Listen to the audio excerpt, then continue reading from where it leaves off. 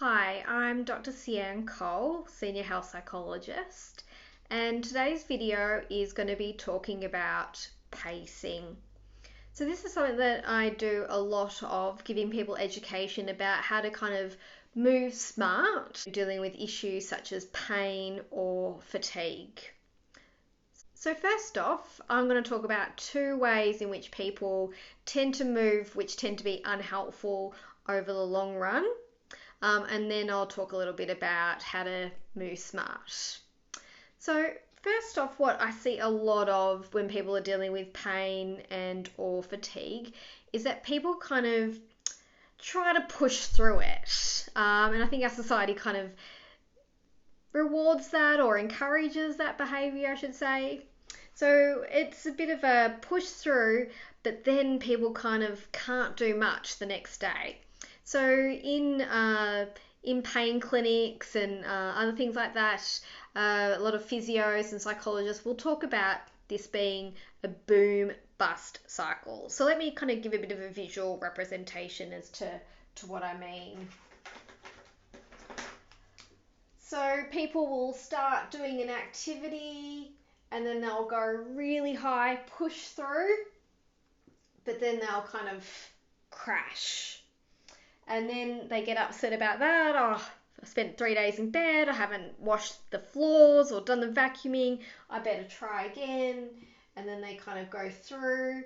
But this time it's just even a little bit less than you could do before. And then you crash again and so on. So it's a bit of a dramatic representation.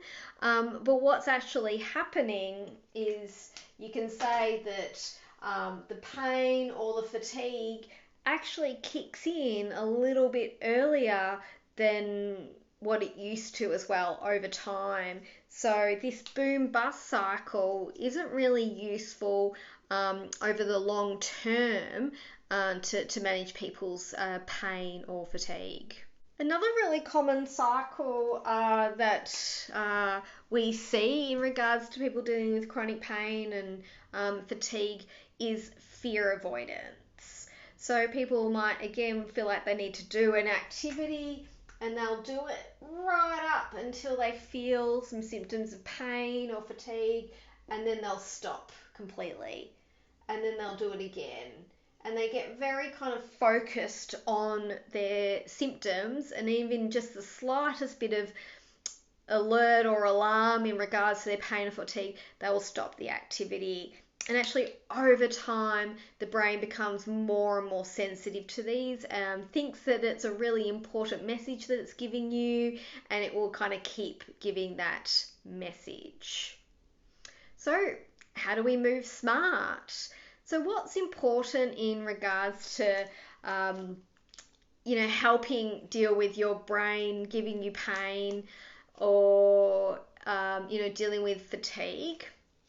Now, I must say, when I talk about your brain giving you pain, I'm not saying that pain's in your mind, and I'm planning on doing a separate video on explaining the role of the brain in pain. But Laura Mosley has done a great video on the role of the brain in pain. So now I'm going to talk about pacing, and that's what I'm talking about in regards to moving smart. So what we actually want to do is think of an activity that you want to be doing that you just haven't been able to manage, either through fear avoidance or boom bust or complete avoidance, such as cleaning the house or doing laundry or even going for a walk. So what you want to do is you want to have a little bit of a think about where you would like to get to. So I'll say in this example, in regards to cleaning the house, taking an hour to clean the house. I think anyone should have a break after about an hour. So you've got your kind of end goal, but that's not where you start. So you have then another think, well, what would get me into a flare response? What would actually be kind of getting me up here and then having to kind of go bust because I've flared up my pain or my fatigue? So you might be thinking, well, 30 minutes. As soon as I do 30 minutes of vacuuming, mopping, then I'm going into flare. So we actually want to start less than that. We don't want to be flaring. So we might start an activity, so walking, mopping and vacuuming, doing some sort of activity below the flare rate. So let's say 15 minutes.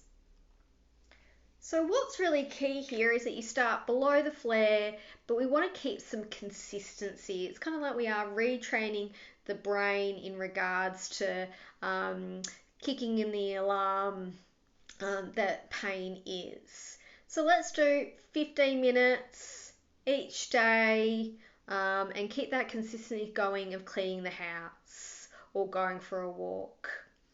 And then as you build up, more of your strength, like in your muscles, and your brain is, not putting on, the alert of your pain, then we can increase by a little bit. And again, we are just going to increase by a little bit. We're not pushing through. We're not going by symptoms. We're going by time. So now we might do 20 minutes. Each day, 20 minutes of our activity, and then some downtime activity as well. And then we increase again. And so on. We can pace throughout the day.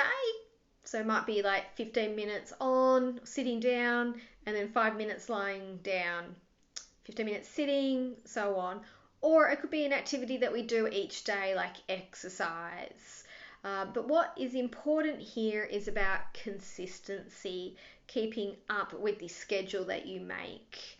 And then we realize that over time, our pain is less, our fatigue less, and most importantly, our functioning increases. And that's where we want to go. And then hopefully we can get to our goal of being able to do 1 hour of housework before having to do a downtime activity. Thanks for watching.